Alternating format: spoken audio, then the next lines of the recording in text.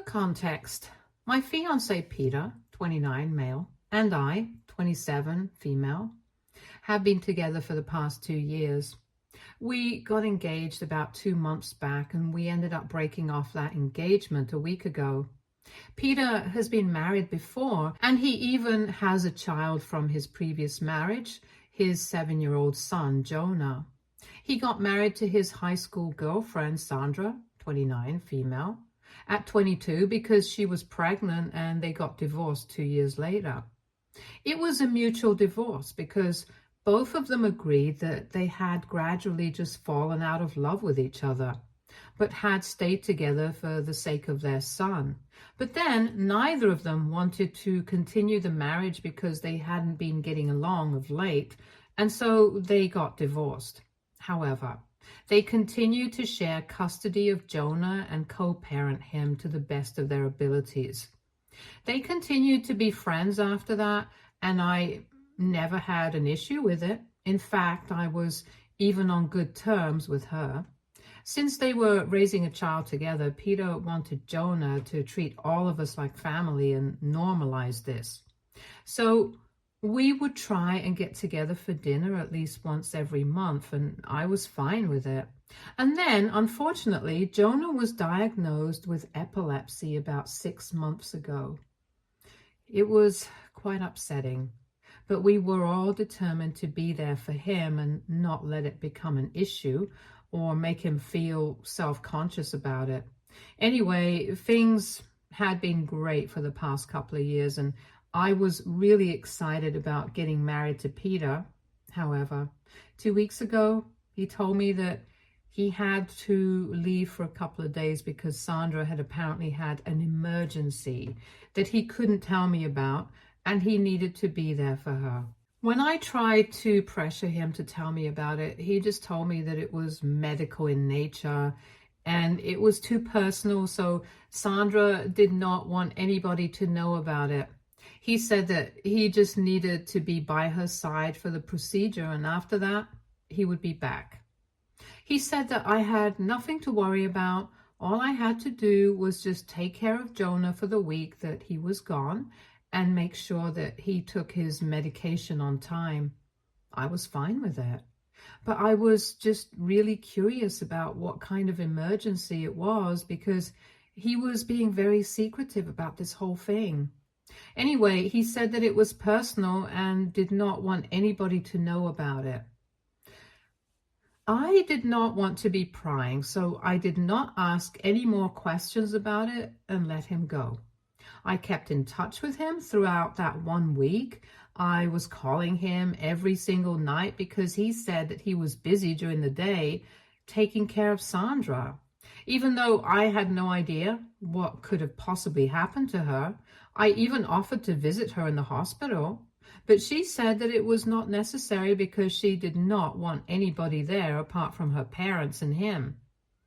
I will have to admit, I was feeling kind of jealous that he was going out of his way to be there for her, since all things considered, she was still his ex-wife.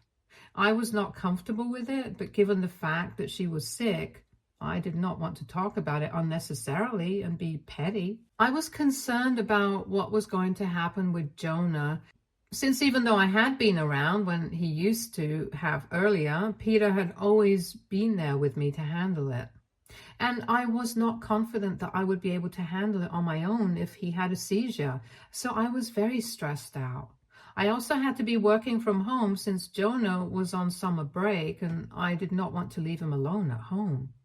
Peter usually works from home, so he always stays back, but now, since he was not around, I had to take over. Exactly 1 week passed like this, and I had no idea what was going on until exactly 7 days ago when I saw a couple of photos during the rounds on social media. I follow all of Peter's friends from high school since he is still pretty close with all of them, and I noticed that his friend circle, including Sandra and also himself, had posted a bunch of pictures on a beach. Most of them were group photos, but there was one that only Peter and Sandra had posted. They had their arms around each other, hugging and looking really happy, and I could very clearly see a giant diamond ring on her finger. The caption was just a heart and newly engaged.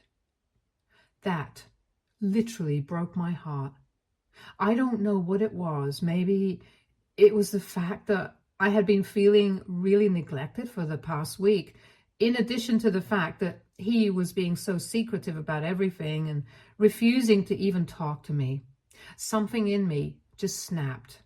Before I knew it, I was calling the cops about an abandoned child, and soon enough, they were with CPS. I told the cops that my fiance promised me that he would be back since he had to be at his ex-wife's side because she was getting some medical procedure done, but then I showed them the photos and social media and said that it seemed unlikely that he was going to come back anytime soon, since he was frolicking on the beach with his ex-wife. In addition to that, I also mentioned that Jonah had epilepsy, so I couldn't take care of him any further. After a bit of discussion, they decided to take Jonah to his grandparents' place and contacted Peter as well and told him to come back ASAP. I guess they could tell that there were some personal factors in this, so they did not take it further and just let him off with a warning. But after Peter received her phone call from the cops and CPS, he called me up instantly and started yelling at me about what I had done. Jonah had already been taken away and dropped off at his grandparents' place, so I had nothing to worry about and screamed and cursed right back at him. I told him that he was a liar and I wanted nothing to do with him anymore because he had broken my heart in the worst possible way. On top of that, he hadn't even had the decency to hide the fact that he had been cheating on me. He had actually been flaunting it on social media along with all his friends and had made me look like a fool. He tried to tell me that he had not been cheating on me, but I told him that I had seen the post. So there was no fooling me anymore, and that when he came back, all his stuff would be outside and he could leave after that and go live with Sandra. Then I hung up and I blocked his number for good measure so that I wouldn't have to speak to him again. The next day, he finally came back home, but I didn't even open the door to him as I had promised. I had already packed all his things and put them outside in boxes, so there was no need for him to enter the house from outside. He kept telling me that he had not been cheating on me, but I told him that I was not interested in his lies anymore. However, he refused to leave until I stopped yelling at him, and when I was finally done, he told me that the emergency that Sandra had called him up about was the fact that she was getting engaged to their friend Marcus from high school. Apparently, they had been dating in secret for the past year, and now he had finally proposed and she had sprung the surprise on them. When he had reached her house that day, she surprised all of her friends who had been there with tickets to the Maldives, and they had been vacationing there to celebrate her engagement. And the reason he hadn't told me about any of this was because he did not want me to feel jealous.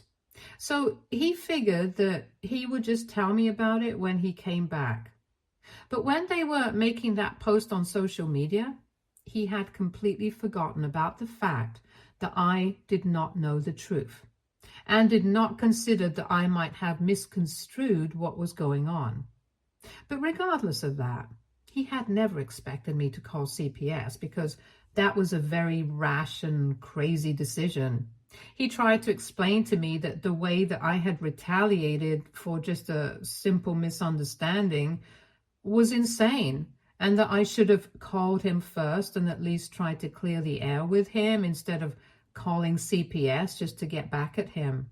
On top of that, I had even sent Jonah away, which was really cruel because he was just a little boy and he did not know what was going on. So for me to punish him just because I was mad at Peter was unfair.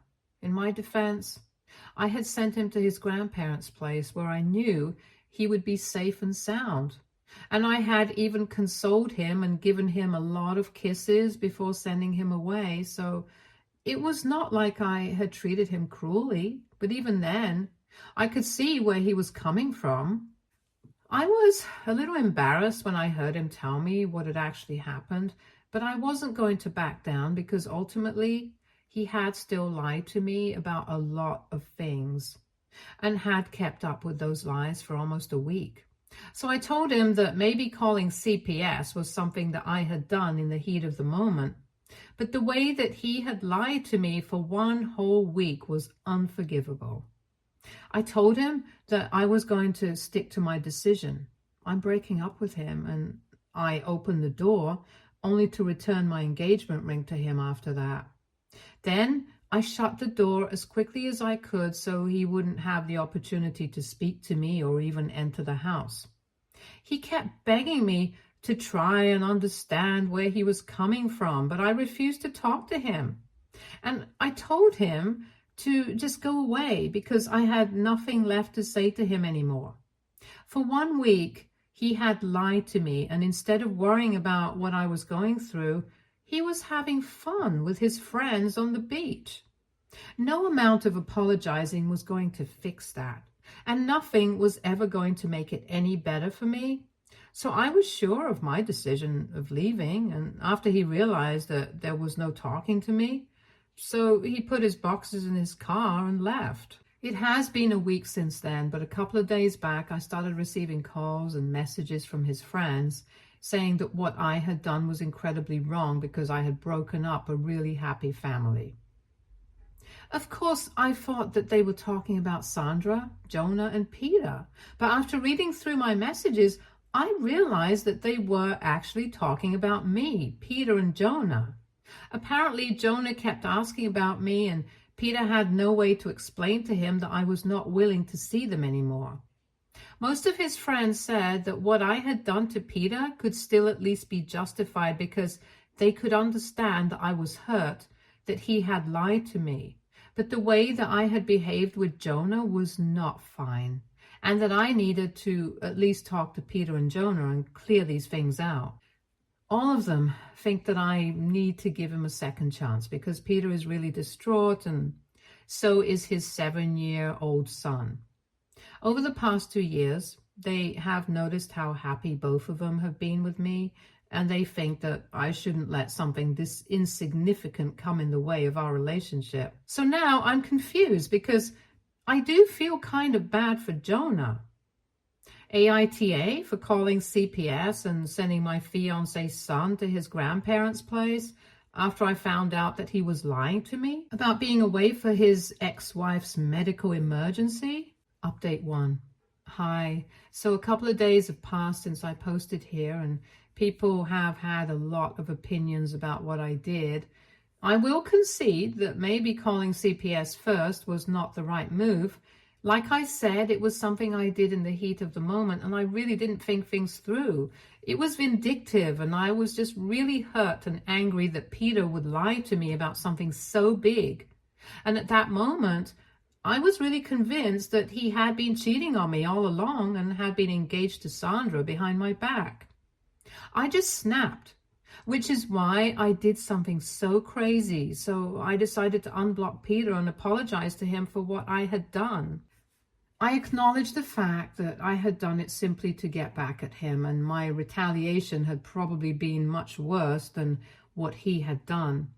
I shouldn't have involved Jonah in any of this, and he was right about that part. However, apart from that, I really don't think it was fair of his friends to hold me responsible for breaking up a happy family. If anything, that was his fault for lying to me and going out of his way to hide things so big from me.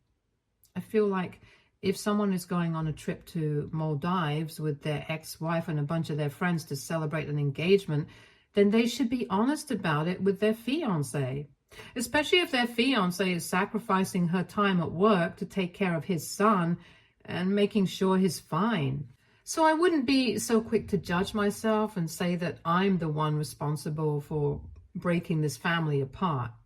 Besides, even if I overlook the fact that initially when Sandra had called him up, even Peter didn't know the truth, I can't just excuse the fact that even after he found out that she was engaged and that they were all going on a trip to the Maldives, he still did not bother to tell me the truth. It was the constant lying that really got to me, to be honest, and I put this all in a message and sent it to Peter a couple of hours back. I did not think that he was going to respond quickly, but within seconds of sending that message, he replied to me and said that he accepted my apology and that he was also sorry about everything that he had done. He said that he did not mean to hurt me, and as he had mentioned earlier, he had only wanted to keep this private until he came back and he could explain everything to me in person because he did not want me to freak out. I thought that it was already not a good idea, but I did not say anything because I didn't want to argue with him. Anyway, after we exchanged those messages, I didn't think that there was anything more left for us to talk about, so I did not reply. But a couple of minutes later, he messaged me again, asking me if I would be willing to meet him in person and at least clear the air between us. After thinking about it, I decided to say no. I did not think that I had anything to talk to him about. I believed that I had apologized and that was it. If I met him in person and spoke to him again, I might have ended up getting back together with him, and I really did not want that. We had had a great relationship, but this one incident had just ruined everything, and I did not have it in me to see him again and then not feel anything. It wasn't like I had moved on entirely in just a couple of days because of this incident, and all that had happened was that I had stopped trusting him, but I still felt for him. So I said no. But then he literally started pleading with me, saying that after all the things that we had together, we owed each other this much. He said that we couldn't just part ways without having one last meeting and at least attempting to clear the air. Even though he was quite insistent, I had made up my mind, so I just ignored these messages after a while, and then he stopped. I feel terrible about what's going on in my life, but it's not like I can help it. So I have just decided to come to terms with it. It's going to be really difficult for me because I do love a lot and I miss Jonah as well. But there's not much that I can do in this situation. Update 2. Hello, so it's been a week since my last update, and after I had ignored the last few messages that I had received from Peter saying that he wanted to meet me, he stopped texting me. For the first couple of days, I was really relieved because I thought that now, since everything was over, I could finally focus on trying to move on from this. So far, I had gotten really used to having Peter and Jonah around.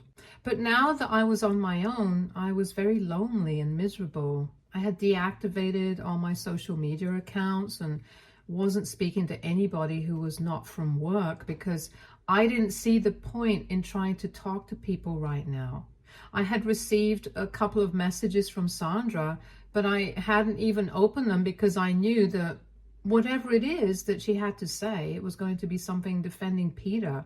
And I really wasn't interested in that.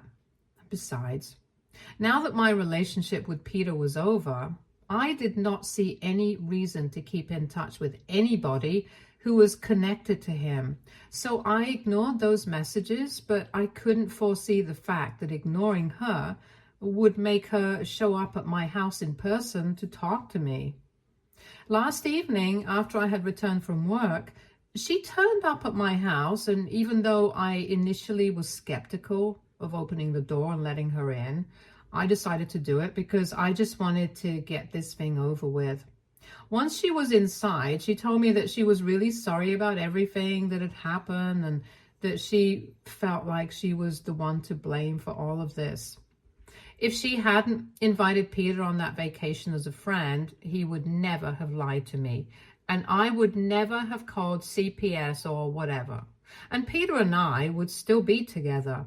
She seemed to be pretty sincere about everything she said, and I told her that it was fine. I did not really blame her that much, since if Peter was lying to me, there was very little that his friends or even ex-wife could do to fix the situation without pissing him off. After she apologized, I thought she was going to leave, but she stayed, and we just sat there silently for a while because I had no idea what she was going to say. She did not even speak for almost 3 whole minutes, and we were just sitting there. So it started getting pretty awkward for me, and I asked her if there was anything more that she had to add to whatever she had already said.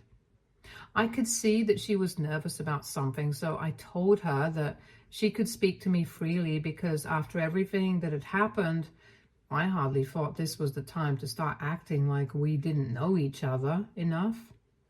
Once I said that, she seemed to relax a bit and told me that one of the major reasons that she was here was because Peter was devastated, and she wanted to ask me, for his sake, if I would be willing to meet him in person one last time. I was really exasperated at that point. I told her that I had already spoken to him about this and had told him that I was not interested because emotionally I still had not moved on from him. And if I saw him again, it would be very difficult for me to cut him off. I told her that I was happy that she had come by to apologize to me, but I did not want to discuss these things any further, and I got up because I wanted to indicate that I would like her to leave now, and she got up as well. But she told me that she and their other friends had all been trying to support him and console Peter during this time, but he was very upset about breaking up with me. He kept insisting that the only way to make him feel better would be to convince me to talk to him. So she was here to request me in person. Once again, I had to decline. And then I actually told her that I would really like her to leave now because I wanted the evening to myself so I could rest for a bit after work. Then she started getting on my nerves in earnest because she just couldn't leave and kept arguing with me that Peter and Jonah had been with me for so long that I couldn't just break up with him and act like he was the worst person on earth over something so petty. She said that she knew that I was a bit insecure of her, and that's why Peter had not wanted anybody to tell me that they were all hanging out together, because he did not want me to freak out like I had done. But on the last day, they had forgotten about all of that, and that post that they had made had been a mistake, but surely I could forgive one mistake and move on from it. Or at least try to move on and give our relationship the respect that I owed it. She was unnecessarily dramatic and was exaggerating how heartless I was. She said that now that she had apologized, she at least expected me to be a bit more lenient. The change in her behavior was remarkable after I declined, and I did not like the tone that she had decided to take with me. So I kind of lost my temper and pushed her out of the door since she was already standing near it, and then I slammed the door shut. That happened last evening, and I was very pissed off. So I blocked Sandra after she left so that she wouldn't be able to contact me anymore. Even when I blocked her, I read the last couple of messages that she had sent me that I hadn't opened until then, and in them, she was first apologizing for whatever had happened because she felt like she was responsible for this, and in the same breath, she was defending Peter and saying that I should not be mad at him. If I had read those messages earlier, it would have saved me a lot of time, and I wouldn't even have let Sandra enter my house. Anyway, I considered that a lesson learned. Now, coming to what happened today, once again, this happened a couple of hours ago in the evening, just as I had returned from work.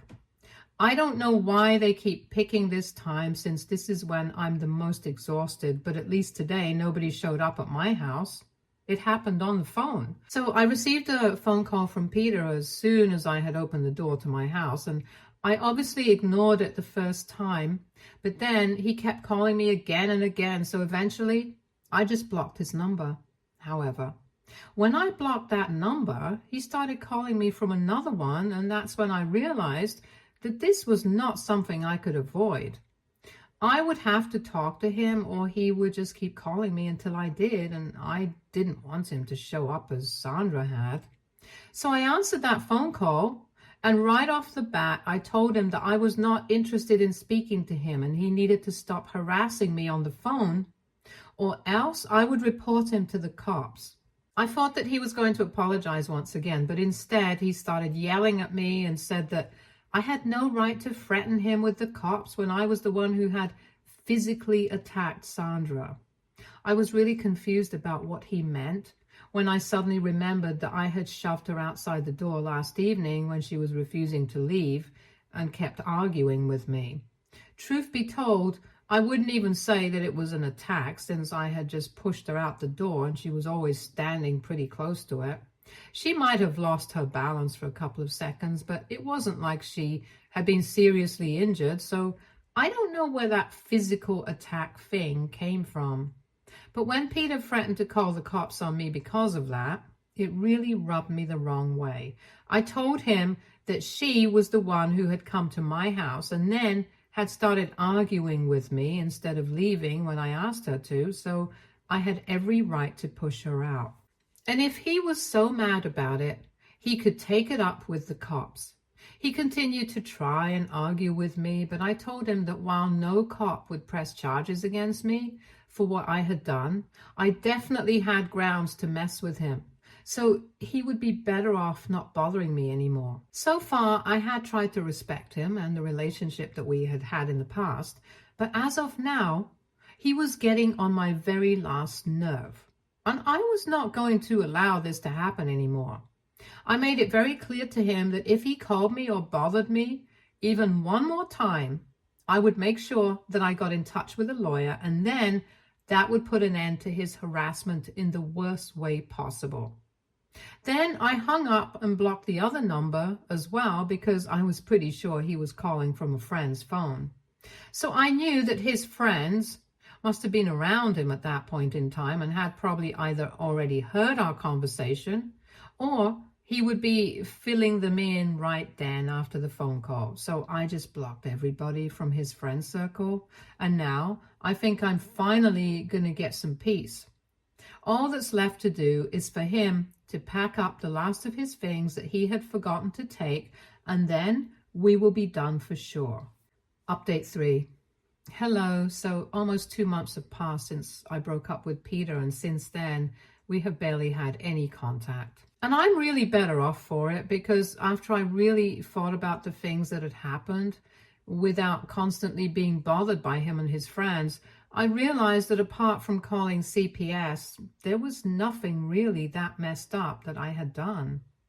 And yet they had made me feel like I was the bad guy and were constantly trying to downplay how messed up it was for Peter to go on vacation with his ex-wife and his friends, celebrate her engagement, and not even tell me about it while we ourselves were engaged to be married in a couple of months. On top of that, he left Jonah with me, not caring about what would become of him if he had a seizure and I was not well equipped enough to deal with it.